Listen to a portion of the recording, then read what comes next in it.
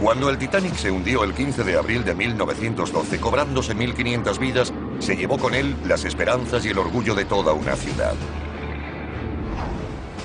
En 180 minutos desapareció lo que había costado construir al pueblo de Belfast millones de horas de trabajo. Antes de iniciar la construcción tuvieron que excavar un enorme dique nuevo en la marisma de la ciudad. Forjaron hectáreas de acero para montar un casco que creyeron indestructible. Instalaron 2 motores, cada uno del tamaño de un edificio de 2 plantas, para propulsar al Titanic a través del Atlántico. Y los mejores artesanos trabajaron para crear unos interiores que rivalizaban con los mejores hoteles. Ahora, el lugar donde se botó el gran barco está abandonado y desierto. Pero nuestros investigadores han venido para descubrir el aspecto que tuvo en su apogeo, con un ejército de abnegados trabajadores, el astillero más grande del mundo. Hallaremos rastros de las enormes estructuras que se alzaban aquí y de los grandes recursos desplegados. Descubriremos las duras condiciones en las que vivían y trabajaban estos hombres, y desvelaremos pruebas de su pericia, determinación y extraordinaria ambición. Terminó en catástrofe, pero lo que ocurrió aquí fue increíble. Reconstruiremos el mundo de los hombres que construyeron el barco más grande de la historia. Este es el mundo perdido del Titanic.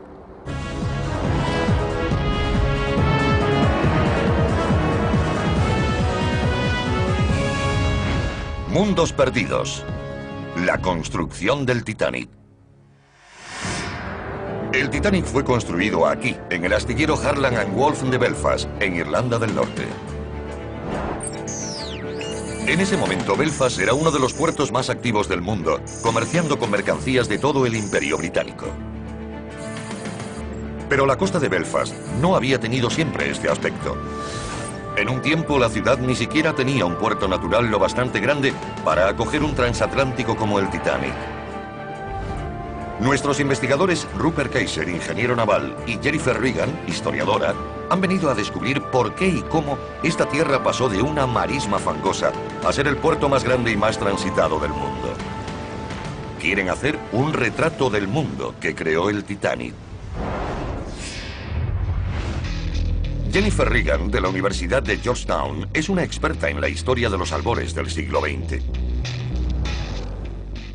Como historiadora social, le interesa el estudio de la gente, de la ciudad y del astillero que construyó el Titanic. Jennifer comienza aquí, en el abandonado cuartel general de Harland and Wolff, la compañía que lo construyó. Todos sabemos que el hundimiento del Titanic probablemente sea la peor catástrofe marítima de la historia, pero a mí me interesa otra parte de su historia. Me interesa el mundo que se perdió con él. Vengo a investigar sobre los astilleros y los trabajadores. Lo primero que quiero saber es de dónde surgió la idea y por qué Harland y Wolff de Belfast decidió construir el barco más grande que haya visto el hombre.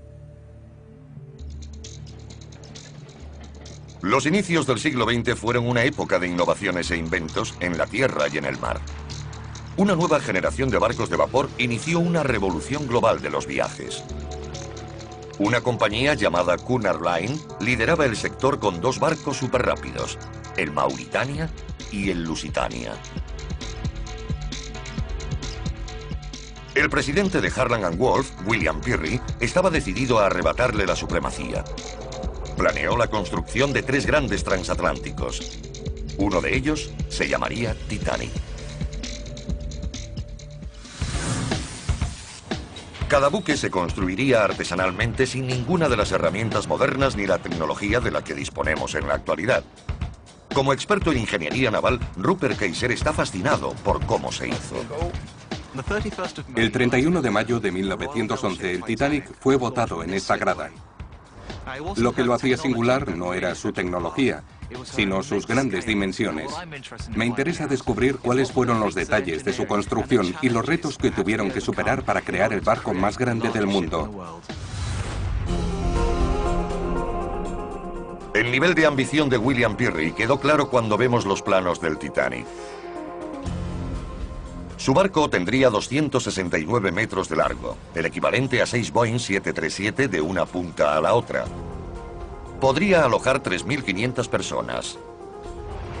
Tendría 9 cubiertas y a plena carga pesaría 67.000 toneladas. Sería el barco más pesado y más alto de los mares. El proceso de diseño empezó aquí, en las oficinas de Harland & Wolff, 5 años antes de hacerse a la mar. Jennifer descubre los planos originales del barco en un almacén. Estoy mirando estos planos, que datan del mismo periodo que el Titanic, y son preciosos. Están dibujados a mano y el material no es papel, es lino. Veo que todos los detalles del Titanic se dibujaron aquí, desde la cubierta hasta los tiradores de las puertas. Todo se decidió aquí. Esta enorme sala estaba llena de gente trabajando, delineantes y arquitectos. Se movilizó un pequeño ejército de diseñadores para trabajar aquí. Jennifer recurre a una Riley, de la Sociedad Titanic de Belfast, para descubrir cómo fue todo. Viendo esta maqueta del barco, ¿por qué decidieron construirlo de estas dimensiones? Tan grande. Toda la idea es de un solo hombre, William Pirrie, que era presidente de Harland & Wolff por entonces. Tenía muchas ganas de promocionar Belfast y de dar trabajo a la ciudad y a los astilleros. En ese momento los barcos más modernos eran los de Cunard, el Lusitania y el Mauritania, y se construyeron para atravesar el Atlántico ahorrando tiempo. Pirrie decidió: no iré a por ese mercado. Las Américas se están abriendo. Hay inmigrantes que quieren ir allí y construiré el barco más grande y lujoso del mundo para atraer a los millonarios. La idea inicial de Pirrie era que el Titanic no solo podía ganar dinero con los ricos, sino también con los pasajeros de tercera clase que abordarían el viaje a América como el principio de una nueva vida. La mayoría del espacio estaba destinado a primera y segunda clase, pero la mayoría de la gente iba en las entrañas del barco, en tercera clase. Este iba a ser el proyecto de construcción naval más prestigioso de la historia, llevado a cabo en el astillero más grande del mundo. La creación de ese astillero fue una proeza en sí misma. Belfast creció a partir de una población del siglo XVII junto al río Lagan. El paisaje cambió radicalmente. Para descubrir cómo, Rupert Kayser habla con el historiador local, Stephen Cameron. ¿Puede explicarnos cómo sería el aspecto de esta zona hace 300 años? Sí, toda el área cubierta por el río sería marisma en ese momento. Su cauce formaba meandros, y eso era un gran problema para Belfast. Los barcos tenían que descargar aguas abajo porque era muy estrecho y poco profundo. Entonces, el Belfast Ballast Board decidió intentar encauzar el Lagan, sobre todo la parte que tenemos detrás de nosotros. Lo que propuso la autoridad portuaria era una empresa gigantesca.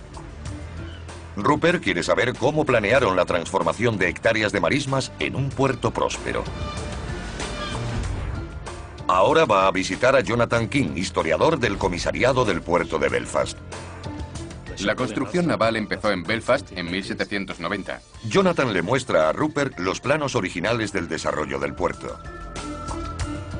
Cuesta imaginárselo, pero el puerto empieza en este lugar. El río Fawcett pasaba por la calle principal de Belfast y desembocaba en el Lagan. Allí es donde se construyó el primer muelle en 1613. En ese momento esta tierra no existía. Toda esta zona era marisma, con la bajamar. Toda marisma y bancos de arena. Poco útil para hombres o animales. Usando los mapas de Jonathan como punto de partida, podemos ver cuánto se alteró la línea de la costa. La autoridad portuaria abrió un canal recto desde la ciudad hasta el mar. El barro y los materiales que sacaron al dragar se utilizaron para crear toda esta tierra. El Titanic sería construido en una isla artificial llamada Queens, que mide igual que 20 campos de fútbol. Lo que me parece más impresionante, y creo que a mucha gente le impactará, es que a mitad del siglo XVIII pudieran crear un área enorme de suelo industrial, sin usar las enormes máquinas de las que disponemos hoy en día. Sí, fue mucho trabajo. Tiene que pensar en muchos hombres con palas en el barro, en las zanjas, cavando con todas sus fuerzas. Era un trabajo durísimo, sucio, muy intenso. Pero el beneficio fue extraordinario porque le brindó a Belfast la tierra y el espacio que necesitaba para convertirse en el astillero del mundo.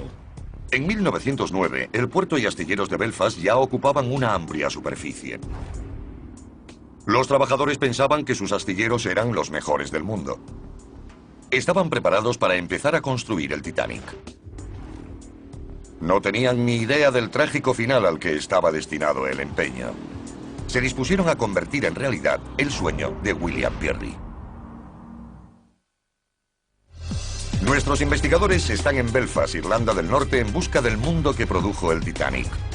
En los años previos a la construcción del barco, se había creado un puerto capaz de acoger buques de grandes dimensiones.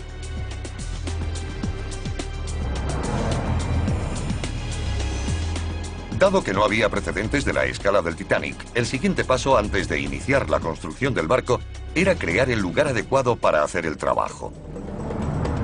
Sería necesaria una gigantesca estructura de acero llamada pórtico para sostener el casco mientras se iba montando. Tenía que ser la más grande que se hubiera construido nunca. Jennifer Regan quiere comprobar qué queda de ella junto a una Riley. Hemos salido de la sede de Harland & Wolff, donde se gestó la idea y se dibujaron los planos. Y aquí se construyó, ¿verdad? ¿Dónde estamos? Ahora estamos en la grada en la que se construyó el Titanic. ¿Se hizo aquí?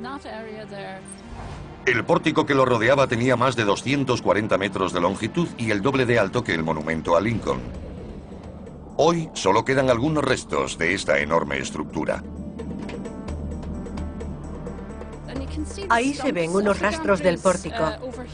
¿Estos trozos de metal? Sí, estos. Se alzarían en el aire bastantes metros.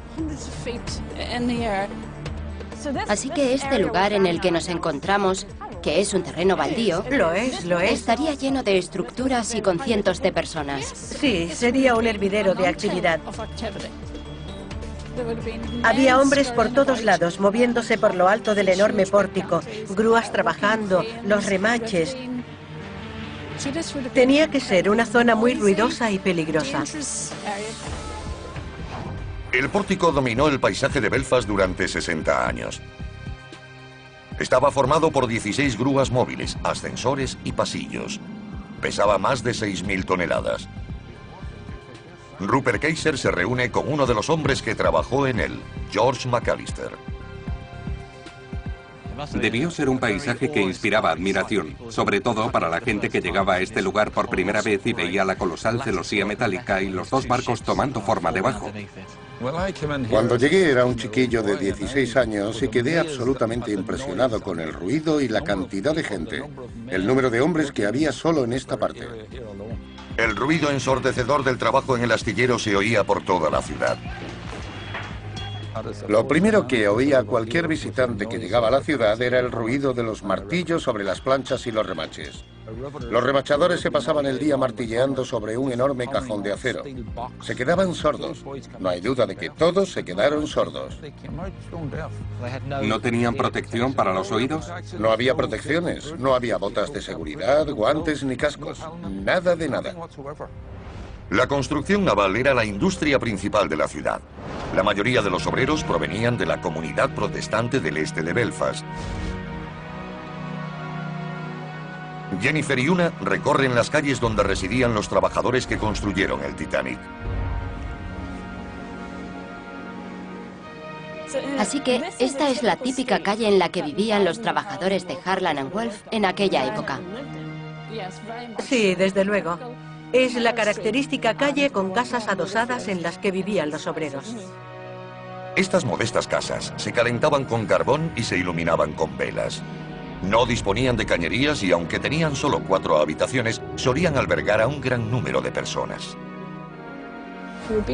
Es sorprendente saber que había familias compuestas por 6 o más hijos viviendo aquí. Miles de personas trabajaban para Harland & Wolff y vivían en calles casi idénticas a esta. Sí, muy parecidas. La construcción del Titanic había generado un volumen de empleo sin precedentes. Además de nuevas viviendas, se edificaron tiendas, escuelas e iglesias. Hubo un gran aumento de la construcción por toda la ciudad para acomodar a los nuevos trabajadores y sus familias. Ahora muchas de esas casas están reformadas, pero en algún rincón quedan testimonios de cómo era la vida hace 100 años.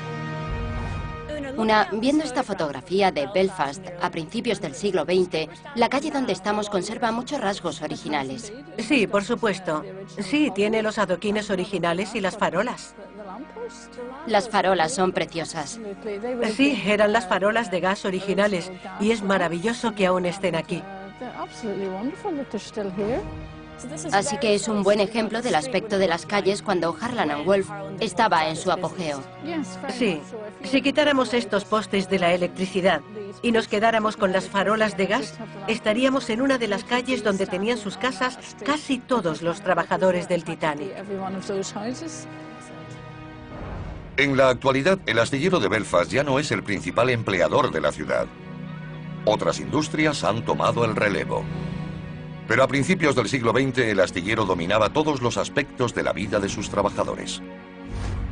Paseando por estas calles de Belfast, me doy cuenta de que los trabajadores vivían a la sombra del astillero. Se ve Harland & Wolff desde donde vivían y seguramente caminaban o cogían el tranvía para llegar al trabajo juntos. Vivían en barrios muy cercanos, en estas casas adosadas, y esto nos da una idea de lo unida que estaba esta comunidad y de cuán importante era el astillero en su vida.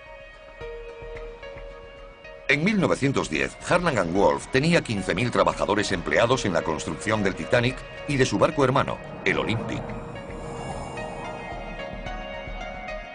Usaban métodos de probada calidad. Primero se ponía la quilla y a continuación las cuadernas. Luego ese esqueleto se revestía de acero. Se fundieron, laminaron y forjaron decenas de miles de toneladas de acero. Se cortaban in situ en planchas de 9 por 2 metros y se llevaban al pórtico a través de una red de vías. Cuando estas planchas llegaban a su lugar, empezaba su colocación. El astillero está lleno de restos de este proceso. Estás buscando restos, pides pistas. Vamos a ver qué encontramos. Levanta esto de aquí y veremos. Aquí lo tienes. Estos son restos. Ahora verás. Esto es parte de un remache. Esta es otra de las piezas. Y también hay tuercas y tornillos y otras cosas. ¿Es posible que estos objetos se usaran para construir el Olympic y el Titanic?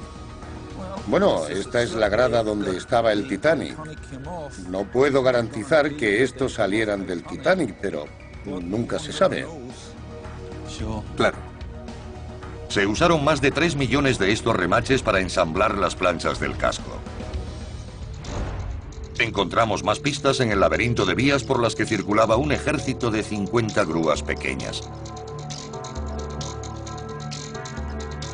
3 de las grúas aún siguen en pie. Funcionaban con vapor. Estas grúas son las 3 de vapor que quedaban en Harland. Y estaban aquí cuando se construía el Titanic. Trabajaron en él. Cuando George trabajaba aquí en los años 70, operaba una grúa como esta. Lo que tienes detrás es la vieja caldera. Con ella se obtenía el vapor y con esas palancas se controlaba la pluma.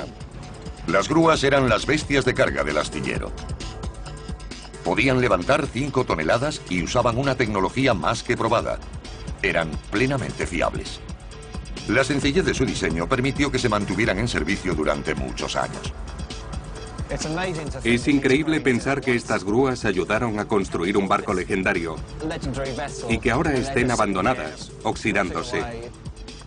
Pero no solamente la maquinaria tenía que ser resistente. Para los obreros que trabajaban en el Titanic, las condiciones eran muy duras.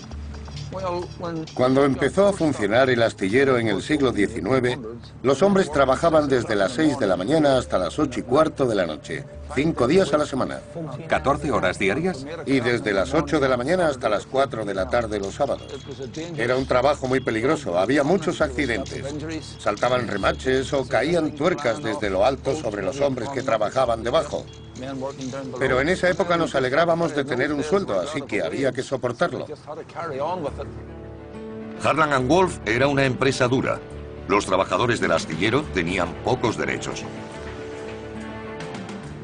Muchos hombres hacían cola cada día intentando conseguir trabajo por un día. Y de hecho, si te empleaban un día, tenías que usar una de estas piezas. ¿Qué es? Es un tarjetón de madera con un número grabado. 35315. Así es. Y este número te permitía hacer muchas cosas. Por ejemplo, obtener el permiso para ir al baño. ¿Tenías que usarlo? Tenías que usarlo y solo podías estar 7 minutos al día en el baño. Había cientos de especialidades y millares de artesanos cualificados trabajando en el astillero. Remachadores, metalúrgicos, técnicos montadores, soldadores, fontaneros, ebanistas, pintores y escayolistas. Era toda una industria. Miles de personas. Miles de personas trabajando juntas en la producción de magníficos barcos. Lo que nos describes no es solo el proceso de construcción de un barco, sino la construcción de una ciudad alrededor de un astillero. Sí, era como una ciudad. Cuidaban a los ciudadanos. Sí, eran unos jefes muy estrictos, pero había respeto. Era duro y los hombres eran fuertes, pero producían unos barcos maravillosos. Fueron necesarios 15.000 hombres, 24.000 toneladas de acero, 3 millones de remaches y 2 años de trabajo. Finalmente el casco estaba listo para ponerlo a flote. A continuación, nuestros investigadores tratarán de recuperar ese momento de mayo de 1911, cuando el Titanic entró en el agua. Podías romperte una pierna, la gente moría. Nuestros investigadores han descubierto la transformación que vivió el astillero de Belfast para poder construir el Titanic. Tras 2 años de durísimo trabajo llevado a cabo por 15.000 obreros, el casco del barco estaba terminado. El siguiente paso, antes de comenzar con el interior, era botarlo. Sería un momento de celebración y de inquietud. Una Riley le explica a Jennifer cómo ocurrió. Cuéntame cómo fue ese día, porque sabemos que asistieron unas 10.000 personas, aunque solo estuvieran botando el casco, ¿o no? Es cierto. El barco fue construido aquí, el casco. Y el 31 de mayo de 1911 se botó el Titanic. El peso del casco descansaba sobre unas filas de soportes de madera. Para que el barco entrase en el agua tenían que retirarse a mano. Para saber más sobre este procedimiento tan peligroso, el ingeniero naval Rupert Kaiser vuelve a la grada del Titanic con George McAllister. Era el barco más grande del mundo y debió ser un momento muy peligroso con ese enorme buque encima, mientras quitaban todos los soportes de madera. ¿Era muy peligroso? Sí, era muy peligroso porque los maderos volaban por todos lados. Podías terminar con una pierna rota. La gente podía morir. Y ocurría. ¿Se doblaban por el peso? Bueno, a medida que se retiraban, el barco se sostenía sobre el resto, así que se arqueaban hasta que salían volando con una fuerza descomunal. ¿Saltaban? Por todas partes. Exactamente a las 12:14 del 31 de mayo de 1911, tras las últimas comprobaciones y a la señal de Lord Pirrie, el presidente de Harland & Wolff, empezó el proceso de botadura. Fue un momento espectacular. El Titanic se movía por primera vez. En 62 segundos el casco de 24.000 toneladas se deslizó por la grada hasta el río Lagan. Para los habitantes de Belfast, ese fue un momento de orgullo, de éxito y de esperanza. Pero tuvo un coste. Un integrante del equipo que retiraba los calzos fue aplastado por los maderos y murió. El Titanic se había cobrado una vida incluso antes de entrar en el agua. Inmediatamente después de la botadura se iniciaron los trabajos para equipar el casco. Se colocaron unas enormes anclas de acero y 4 chimeneas. Solo 3 de ellas tenían una finalidad práctica. La cuarta era para que el Titanic pareciera tan impresionante como sus rivales. 2 enormes motores de vapor lo propulsarían a través del Atlántico. Estaban alimentados por 29 calderas y 159 hornos. Cuando el Titanic navegara, 160 fogoneros los cargarían a diario con más de 600 toneladas de carbón. Cada uno de los motores medía más de 9 metros de altura. Eran los más grandes que se habían construido hasta el momento. Su diseño era muy parecido al de estos pequeños motores que encontramos en un museo de Londres. Rupert ha venido hasta aquí para verlos funcionando y para preguntarle al ingeniero Dick Fillery cómo sería la sala de máquinas del Titanic. Este de aquí es un motor de triple expansión bastante pequeño. Los del Titanic debían ser 5 veces más ancho y 4 más altos. En lugar de un solo pasillo alrededor, tendrían 3 o 4 para llegar hasta la parte superior. Además, la sala de caldera sería muy oscura, no entraría mucha luz, y las máquinas se alzarían en la oscuridad, haciéndoles parecer aún más grandes. Naturalmente, el motor estaba en marcha, y todo el barco trepidaba con sus giros. A mucha gente le resultaría un lugar terrible. El diseño de los motores del Titanic era relativamente anticuado. Mientras la rival Cunard Line equipó sus barcos con turbinas, los constructores del Titanic confiaron en un diseño tradicional. ¿Por qué se usó un motor de estas características en el Titanic? Eran eficientes y consumían menos combustible que otros motores. Además, era una tecnología probada. Hacía años que se construían y la gente sabía montarlos de manera adecuada. Sabían hacerlos funcionar. Era un sistema fiable. Eso le interesaba a la compañía. No obstante, el Titanic disponía de un motor auxiliar de turbina propulsado por los gases de escape de los 2 principales. Este movía una hélice central de 4 palas. Es un poco extraño, porque en esa época los barcos tenían motores de pistones o de turbina. ¿Por qué la combinación? Podía ser por la eficiencia. Una de las cosas que hay que hacer en cuanto subes al barco es llevarte el combustible. Cuanto menos combustible, más pasajeros o carga podrás llevar en él.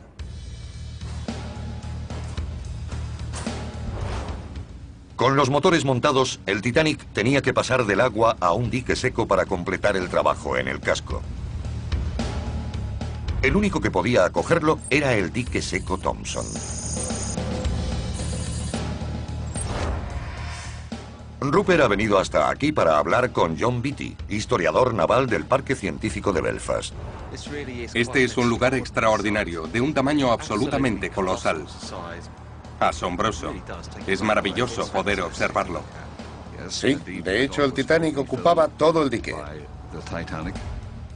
Era el mayor dique seco de su época. Medía 260 metros de largo, como 3 campos de fútbol, y 36 metros de profundidad.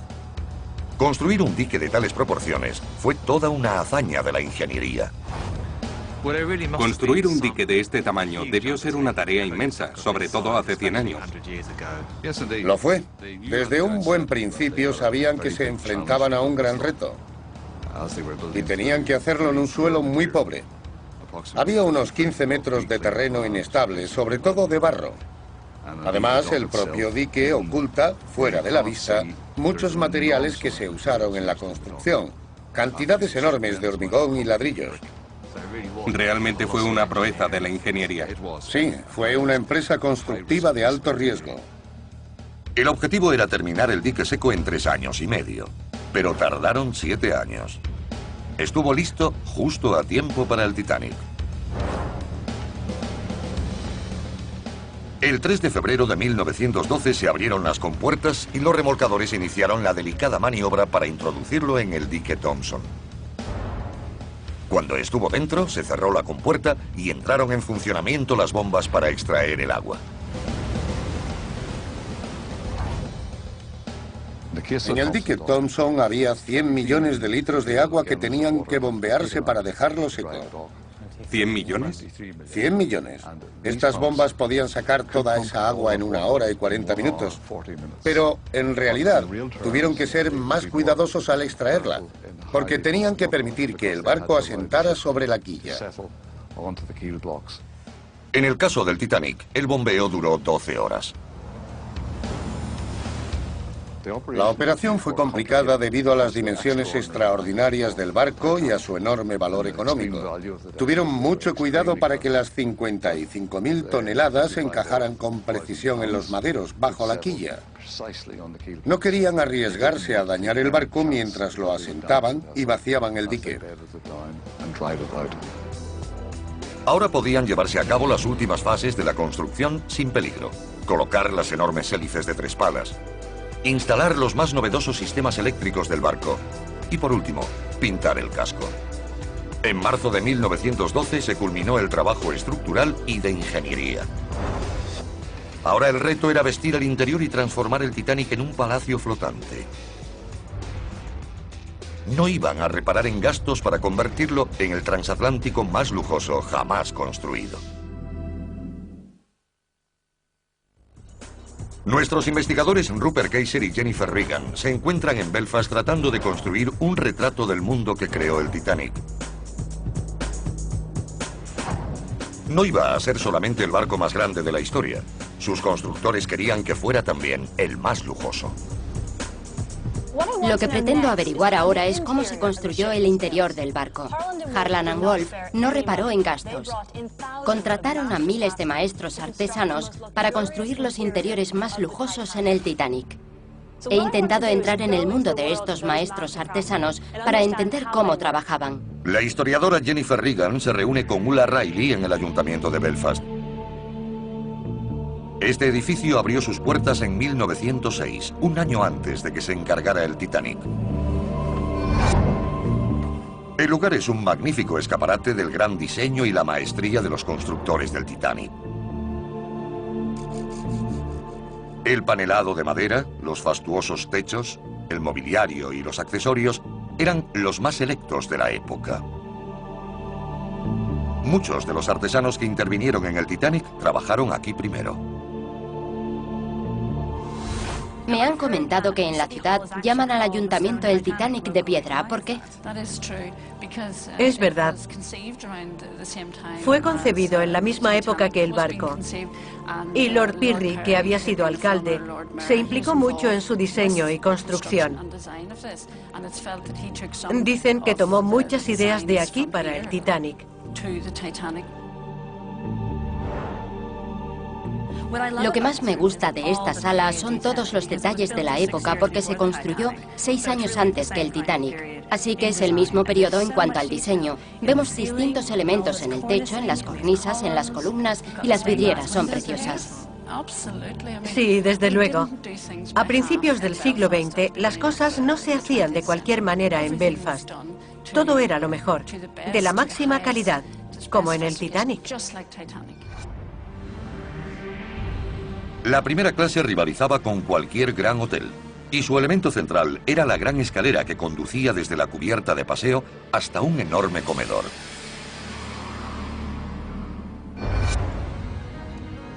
Para saber cómo era exactamente el interior del Titanic, Jennifer ha viajado desde Belfast hasta Northumbria, en el noreste de las Islas Británicas.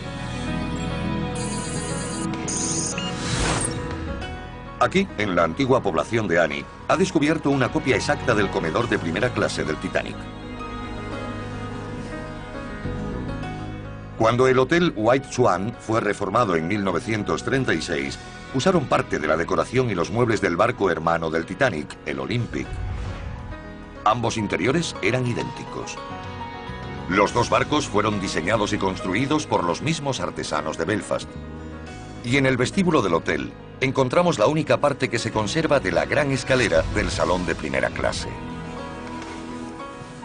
John, háblame de esta espléndida escalera tallada. Es un ejemplo magnífico. Esta es la única parte que queda de la escalera del Olympic, idéntica a la del Titanic cuando se hundió en 1912.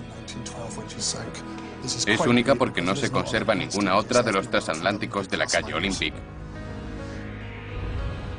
Los imponentes detalles del comedor del hotel nos muestran más pruebas sobre las habilidades y la pericia de los trabajadores de Belfast.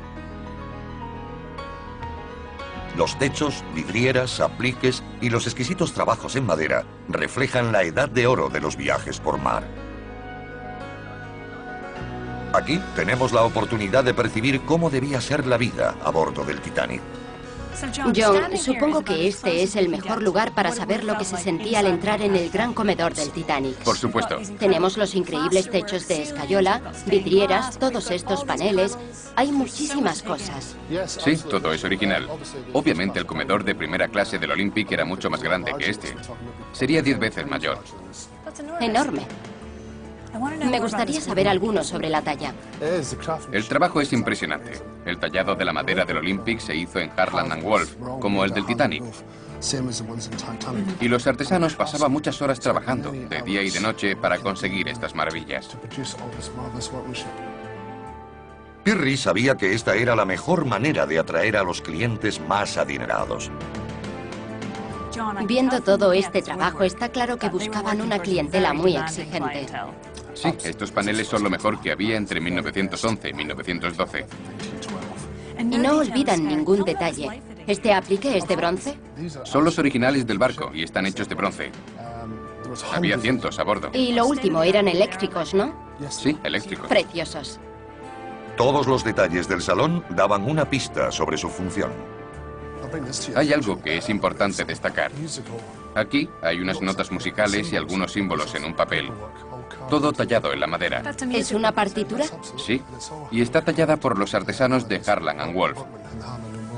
Impresionante. Toda la sala presenta motivos musicales. Tenemos guitarras. Así que se usaba para el entretenimiento. ¿También? Todos son símbolos de entretenimiento y diversión. Sí, claro. Este salón, además de servir como comedor de primera clase, era el salón de baile y música. Para mí es una muestra del nivel de detalle con el que trabajaban en este lugar. Es impresionante cuando piensas en la cantidad de gente que tuvo que trabajar para conseguir estos detalles. John White tiene una colección única de recuerdos y objetos del Olympic y del Titanic. De nuevo, estas piezas nos revelan el alto nivel de pericia y dedicación de los trabajadores. Cuando veo la cantidad de detalles que hay en el interior de barcos como el Titanic, pienso en el enorme número de trabajadores que participaron en su realización. La artesanía, los trabajos en metal, el cristal, la porcelana, los tiradores de las puertas, y eso me muestra cuán importante era el Titanic para Belfast y cómo ayudó al desarrollo de la ciudad, ese hervidero de maestros artesanos. A las 8 en punto de la tarde del 2 de abril de 1912, el Titanic salió de Belfast por última vez. Debía llegar a Southampton para recoger a los pasajeros de su primer viaje transatlántico. El miércoles 10 de abril de 1912, cuando empezó ese viaje, zarpó con las aspiraciones, los sueños y la ambición de una generación. 5 días más tarde, todas esas esperanzas se convertirían en conmoción y pena, cuando el Titanic volvió a aparecer en los titulares, porque el más grande de todos los barcos había desaparecido. El 2 de abril de 1912, el Titanic salió de Belfast en la primera etapa de su viaje inaugural. El sueño de Lord Pirrie tardó 4 años en hacerse realidad. Construir un nuevo buque insignia para la White Star Line. 15.000 trabajadores de los astilleros de Belfast lo habían construido plancha a plancha, remache a remache. Conocían cada tuerca, cada hueco, todos los muebles y accesorios de ese enorme barco. Y estaban inmensamente orgullosos de su logro. Fue una obra maravillosa. Los hombres del astillero construyeron el objeto móvil más grande del mundo en su tiempo. Un gran trabajo, sobre todo de los obreros. El Titanic zarpó del puerto inglés de Southampton rumbo a Nueva York el 10 de abril. Era el barco más grande y lujoso que hubiera visto el mundo. Una pieza única de la ingeniería. Sus 2.000 pasajeros y 1.500 tripulantes creían que estaban haciendo historia. Entre ellos estaba el director de diseño del Titanic, Thomas Andrews, quien llevó consigo a 9 especialistas del astillero, conocidos como el Grupo de Garantía. ¿Qué era el grupo de garantía? Era un grupo muy especial de hombres que iban en el primer viaje de cada barco. Eran los mejores trabajadores del astillero y se les escogía a dedo. La competitividad para ir a bordo en el viaje inaugural era muy grande, y cuando sabían que les habían premiado con esa oportunidad, la familia estaba muy orgullosa. Estos hombres acompañaron a Thomas Andrews en el Titanic para solucionar cualquier problema que surgiera. El desastre llegó 5 días después de empezar el viaje. Quizás es la catástrofe más famosa de la historia marítima. Un choque con un iceberg causó unos daños que nadie pudo reparar. Y el Titanic se hundió en 3 horas. Murieron unas 1.500 personas.